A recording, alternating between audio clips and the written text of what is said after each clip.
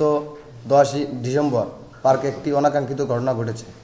এই দিন গোপালগঞ্জ জেলা ছাত্রদলের সভাপতি মিকাইল শেখ, পিতা ইয়াদ আলী শেখ, স্বয়ং মিয়াপাড়া গোপালগঞ্জ পৌরসভা, থানা জেলা গোপালগঞ্জ, তিনি সহ আরও অজ্ঞাতনামা 3 জন আমাদের ব্যবসায়িক প্রতিষ্ঠান Sabana eco resort and natural park বৈরিকিটোল গোপালগঞ্জ সদর বিকেল 4:40 বিনা টিকিটে একরকম হুমকি দিয়ে ভিতরে প্রবেশ করে।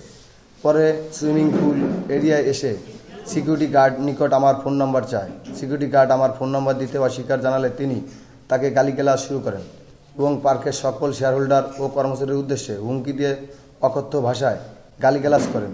সে সময় পার্কের দোকানের কর্মচারী ফয়সাল শেখ সুইমিং পুলে বাইক নিয়ে অবস্থানকালে তাকে ডেকে জিজ্ঞাসা করে যে কেন বাইক নিয়ে এখানে এসেছে।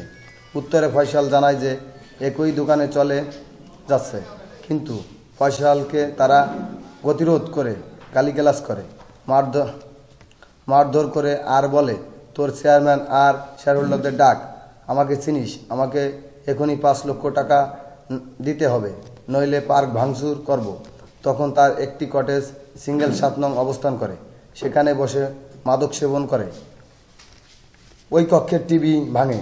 এমতো অবস্থায় ফয়সাল আক্রান্ত ব্যক্তি তার শুভাকাঙ্ক্ষীদের ও পার্কের শেয়ারহোল্ডার মুরসালিন হক হিমেল সাহেবকে ফোনে বিষয়টি জানায়। হিমেল সাহেব তৎক্ষণাৎ বৌল্যতলী পুলিশ বাড়িতে সশরীরে গিয়ে দায়িত্বরত কর্মকর্তাকে জানায়। তিনি সেখান থেকে পার্কে চলে আসেন।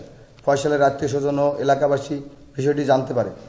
বিভিন্নভাবে পার্কের ভিতর প্রবেশ করে মিকাইল সহ অজ্ঞাত 3 জন কথায় জানতে চায়। পার্কের ম্যানেজার ও কর্মচারী সহ 2 জন শেয়ারহোল্ডার তাদের শান্ত করার চেষ্টা করে ও তারা তখন ফিরে যাওয়ার জন্য রাজি হয়। এমতো অবস্থায় মিকাইল ও তার সাথে লোকের কটেজ থেকে বের হতে বারণ করা হয়, কিন্তু তারা বারণ না শুনে নেশাগ্রস্ত অবস্থায় বহিরাগত লোকদের কাছে গিয়ে তাদের সাথে বাক বিদণ্ডে জড়িয়ে পড়ে এবং গালিগালাজ চলমান রাখে। এক পর্যায়ে উত্তেজিত জনগণের সাথে তার হাতাহাতি শুরু হয়। পার্কের কর্মচারী ও শেয়ারহোল্ডাররা তা নিবারণের চেষ্টা করে এবং মিকাইলকে দ্রুত সেখান থেকে ভিতরের নিরাপদ আশ্রয়ে নিয়ে যায়।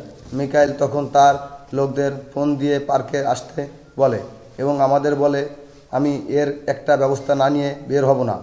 তার লোকজন পার্কে জোরপূর্বক প্রবেশ করে। তাৎক্ষণিক বিশৃঙ্খল পরিবেশ সৃষ্টি হয়।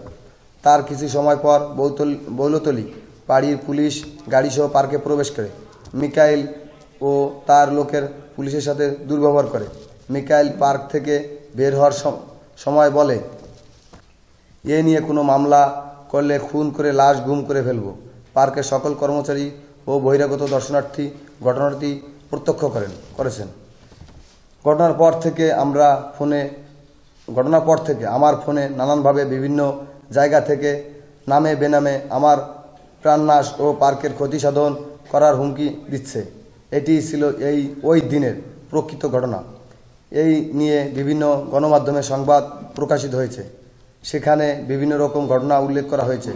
আমি ওই দিনের প্রকৃত ঘটনা নিয়ে আমাদের সামনে সংবাদ সম্মেলন করছি।